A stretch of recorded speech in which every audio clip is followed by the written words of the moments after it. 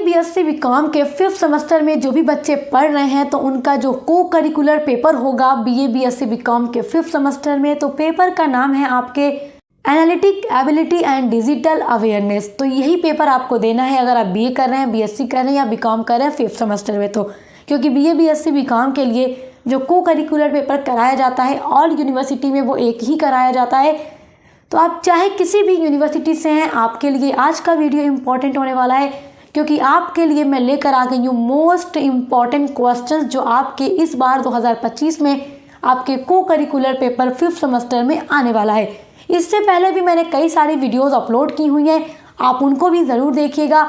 और मैंने आपका जो एग्जामिनेशन 2024-25 का मॉडल पेपर अपलोड किया है पूरा का पूरा, वो भी देख लीजिएगा। पूरा क्वेश्चन मैंने सॉल्व कराया है आंसर की के साथ, तो वो भी देख लीजिएगा। सारी ये वीडियोस देखने के बाद आपकी तैयारी कंप्लीट हो जाएगी, फिर आपको इसके अलावा कुछ अलग से पढ़ना नहीं पड़ेगा। तो चलिए आज की वीडियो स्टार्ट करते हैं। तो देखिए आपका फर्स्ट इम्पॉर्टेंट क्वेश्चन है, निम्न में कौन सा संख्या श्रृंखला यानी नंबर सीरीज को पूरा करता है। तो यहाँ पर देखिए मैंने राइट आंसर को नोट कर रखा है, किस लिए, ताकि आप लोग अगर स्क्रीनशॉट लें तो आप लोगों को अपना आंसर न भूलें, क्योंकि ये सारा जो क्वेश्चन इस वीडियो में बता रही हूँ ऑल यूनिवर्सिटी के लिए इम्पॉर्टेंट है, ये मैं पहले भी आपको बता चुकी हूँ। तो देखिए क्वेश्चंस को बड़े ध्यान से समझेंगे क्योंकि सब क्वेश्चन समझने वाला है। निम्न में कौन सा संख्या श्रृंखला को पूरा करता है, यहाँ पर 4 ऑप्शन में से कौन सा पूरा करता है। तो आप बस आंसर देख के रट्टा मत मारिए, ट्रिक को समझिए, ट्रिक समझिए, क्योंकि एक क्वेश्चन के बेसिस पे बहुत सारे क्वेश्चंस आपके पेपर में आएंगे। जो मैंने 2024-25 का पेपर अपलोड किया है आप लोगों ने देखा भी होगा, हर यूनिवर्सिटी में वैसे ही पेपर आएगा। और जो इम्पोर्टेंट क्वेश्चंस आज की वीडियो में लेकर आई हूँ वो भी आप लोग देख लीजिए, क्योंकि यहाँ से भी आपके क्वेश्चन आएंगे ज़रूर, पूरी गारंटी है। श्रृंखला आपकी है 2, 6, 12, 20। तो 2 के बाद 6 है, 2 और 4 के बीच में, 2 और 6 के बीच में कितना डिफरेंस है, 4 का, ठीक है। 6 और 12 के बीच में कितना डिफरेंस है, 6 का, ठीक है। अब 12 और 20 के बीच में 8 का डिफरेंस है, 4, 6, 8। अब देखें 2 का गैप हो रहा है ना, यहाँ पे 2 ज़्यादा है, फिर यहाँ भी 2 ज़्यादा है। तो अब 20 के बाद अगली संख्या में आप डिफरेंस रखो, 8 के बाद 2 नंबर बढ़ा दो, 10 हो जाएगा। तो यहाँ आपका 30 हो जाएगा। राइट आंसर कौन सा है, 30। ऑप्शन नंबर ए आपका राइट आंसर है। तो बस ऐसा ही आपको दिमाग लगाना है। अगला क्वेश्चन देखिए, ये भी एकदम दिमाग लगाने वाला क्वेश्चन आपके सामने आ चुका है।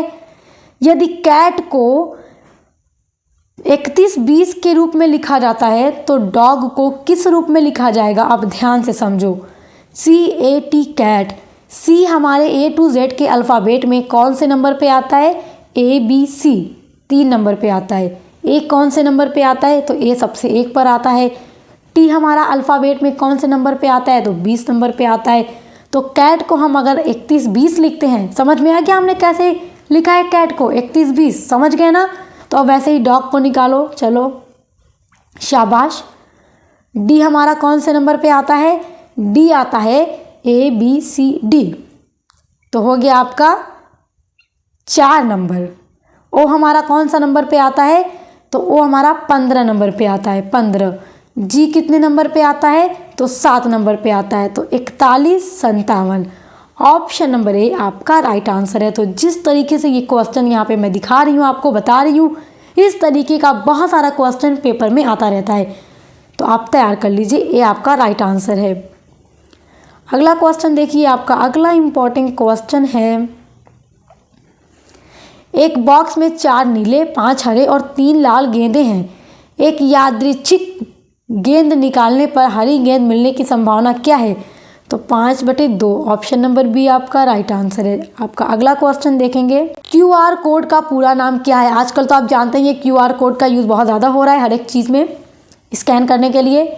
पेमेंट भी आजकल लोग QR कोड से ही करते हैं, आपको पता है। तो QR कोड का फुल फॉर्म आपको पता होना चाहिए, quick response. Option number B आपका राइट आंसर है, क्विक रिस्पॉन्स। ये मोस्ट इम्पॉर्टेंट क्वेश्चन है, आप इसको नोट कर लीजिए या स्क्रीनशॉट कर लीजिए। अगला क्वेश्चन है, निम्न में कौन सा पासवर्ड सबसे सुरक्षित है।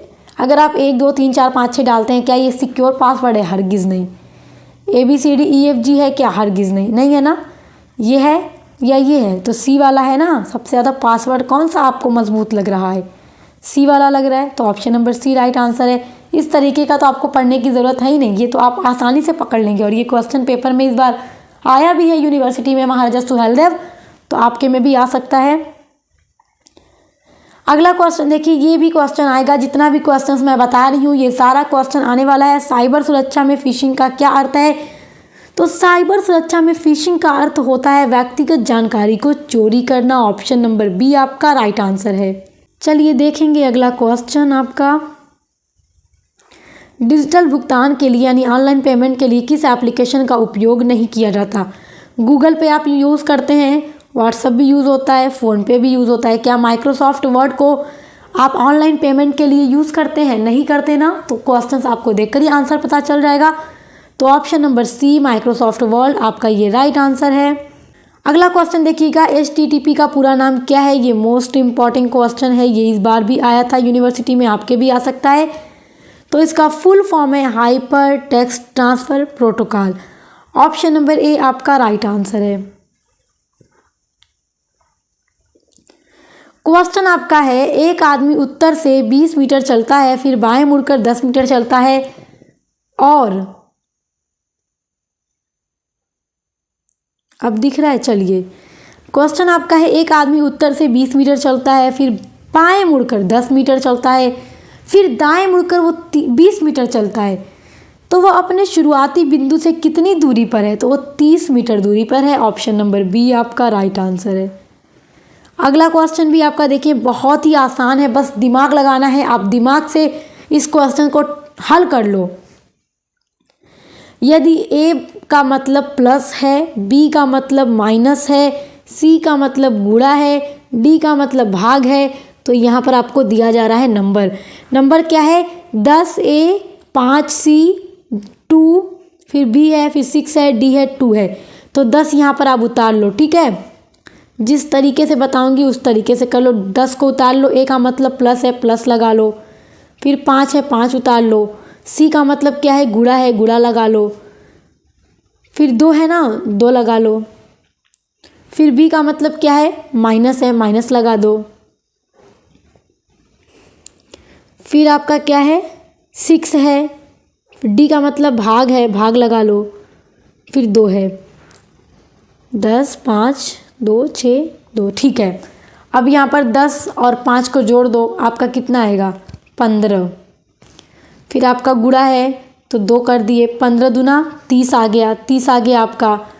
फिर 30 में -6 कर दो, कितना आएगा? 30 - 6 करोगे आपका 24 आएगा, ठीक है। 24 आ रहा है, 24 का भाग दे दो 2 में। इसको इरेज करते हैं, इतना समझ गए। 24 का भाग दे दो 2 में, 24 ये 2 एका में 2, 2 दूना 4, तो 12 आ जाएगा। ऑप्शन नंबर सी देखो आपका 12 ये राइट आंसर है। समझ में आ गया मैंने कैसे किया है? बस ये ट्रिक आपको पता होना चाहिए कि कौन सा ट्रिक हम लगाएंगे तो हमारा राइट आंसर मिल जाएगा। तो आपको इसी तरीके से क्वेश्चन उतार लेना है। पीछे जो रफ वर्क दिया होता है ना आपके क्वेश्चन पेपर में, वहाँ पे आप रफ वर्क कर लेना, तो आप आसानी से अपना आंसर निकाल लोगे। आपका अगला क्वेश्चन देखिए, क्वेश्चन नंबर 11 है, निम्न में कौन सा उपकरण इंटरनेट कनेक्शन प्रदान करता है? तो मॉडेम प्रदान करता है। ऑप्शन नंबर ए आपका राइट आंसर है। क्वेश्चन नंबर 12 है आपका, कंप्यूटर वायरस से बचने के लिए किस सॉफ्टवेयर का उपयोग किया जाता है? तो कंप्यूटर वायरस से बचने के लिए एंटीवायरस सॉफ्टवेयर का यूज़ किया जाता है। ऑप्शन नंबर ए आपका राइट आंसर है। ये क्वेश्चन बहुत इंपॉर्टेंट है और हर साल पेपर में आता है। आपका अगला इंपॉर्टेंट क्वेश्चन है, ईमेल का आविष्कार किसने किया था? मोस्ट इंपॉर्टेंट क्वेश्चन है। ईमेल का आविष्कार रेमंड टॉमलिंसन ने किया था। ऑप्शन नंबर बी आपका राइट आंसर है। क्वेश्चन याद कर लीजिए, बहुत ही इंपॉर्टेंट है। अगला क्वेश्चन है, डार्क वेब किसके लिए उपयोग किया जाता है? तो ये अवैध गतिविधियों और अनाम ब्राउजिंग के लिए यूज़ किया जाता है। ऑप्शन नंबर सी आपका राइट आंसर है। आपका अगला क्वेश्चन है, बिटकॉइन किस प्रकार की मुद्रा है? तो बिटकॉइन जो है डिजिटल मुद्रा है। ऑप्शन नंबर बी आपका राइट आंसर है। अगला क्वेश्चन भी देखिए, ये ट्रिक से हल करने वाला है। समझाती हूँ पहले आपको कि किस तरीके से आपका आंसर आएगा। समझे रहेंगे तो आसानी से निकाल लेंगे। यदि 2, 6, 12, 20, 30 की श्रृंखला दी गई है तो 7वें स्थान पर कौन सी संख्या होगी।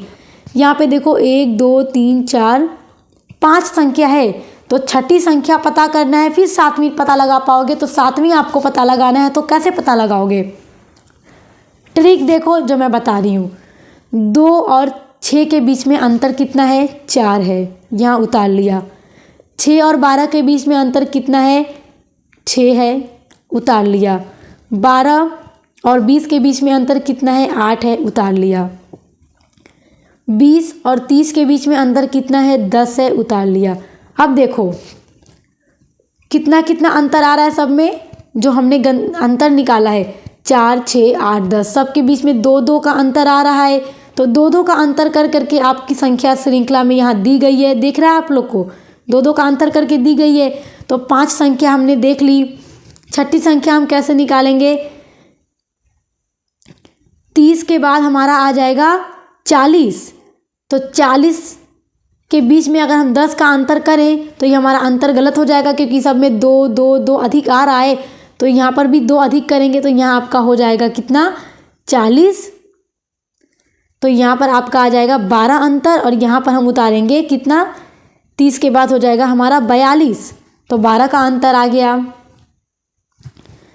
अब 42 आपका है तो आप 14 का अंतर कीजिए, 14 का अंतर करिए, कितना आपका आएगा, 56 आ जाएगा।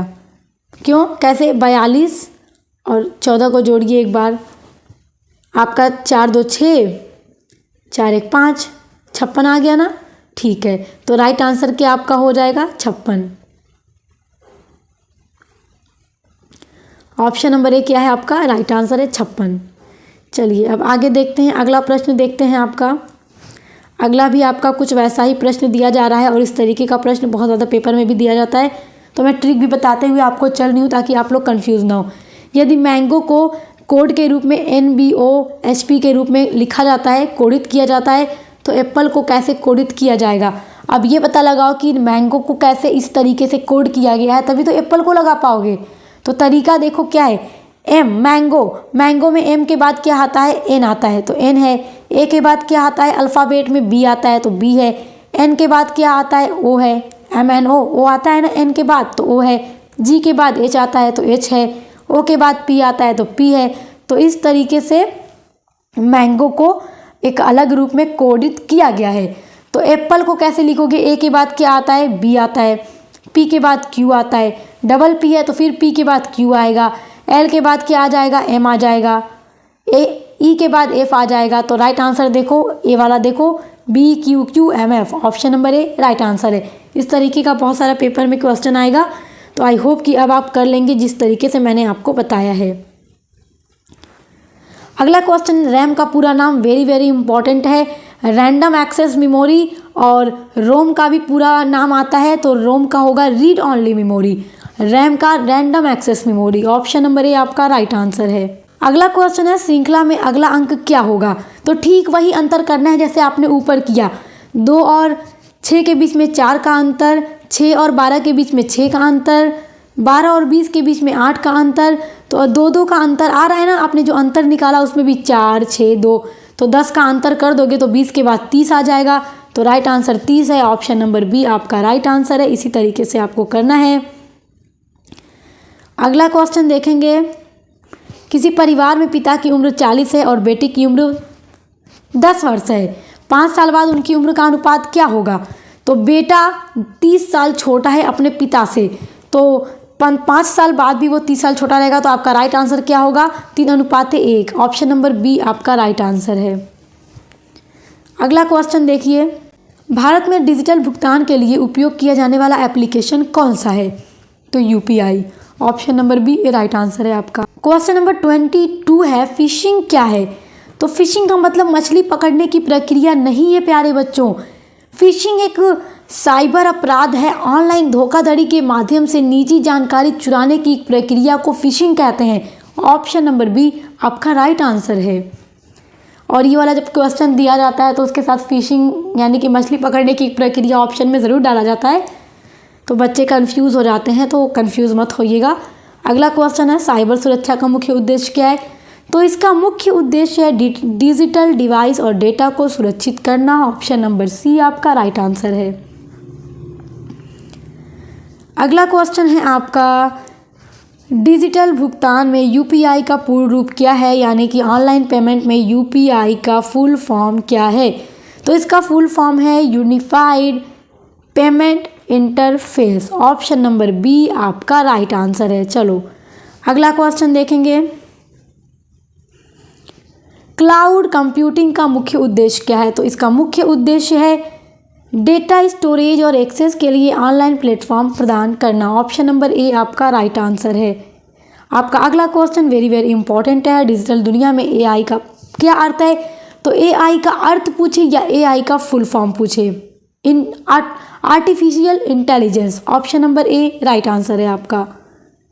अगला क्वेश्चन है मालवेयर का क्या अर्थ है? तो मालवेयर का मतलब है एक प्रकार का सॉफ्टवेयर जो डिवाइस को नुकसान पहुंचाता है, उसको मालवेयर कहते हैं। ये एक सॉफ्टवेयर है जो हमारे डिवाइस को नुकसान पहुंचाता है। आपका अगला क्वेश्चन है स्मार्टफोन में उपयोग होने वाला ऑपरेटिंग सिस्टम कौन सा है? तो आपको पता ही होगा एंड्रॉयड और आईओएस। ऑप्शन नंबर ए आपका राइट आंसर है। अगला क्वेश्चन आपका है एक संख्या है 8475। इसको अगर 2 से गुणा किया जाए तो आखिरी परिणाम क्या होगा? तो 2 5 10, 10 के 0 हासिल 1। अगर आप इसका पूरा गुणा कर देते हैं तो आखिरी संख्या आपको फौरन पता चल गई 0 होगा। ऑप्शन नंबर ए आपका राइट आंसर है। अगला क्वेश्चन है कैप्चा का उपयोग किस लिए किया जाता है? तो मानव और बॉट के बीच में अंतर पता करने के लिए कैप्चा का यूज़ किया जाता है। ऑप्शन नंबर बी आपका राइट आंसर है। तो आज के इस वीडियो में मैंने आपके लिए 30 इंपॉर्टेंट क्वेश्चन बताए हैं आपके 5th semester BA BSc BCom को curricular analytic ability and digital awareness के लिए। आप इन सभी को तैयार कर लीजिएगा और जो मॉडल पेपर की वीडियो मैंने अपलोड की है वो आप एक बार ज़रूर देखिएगा।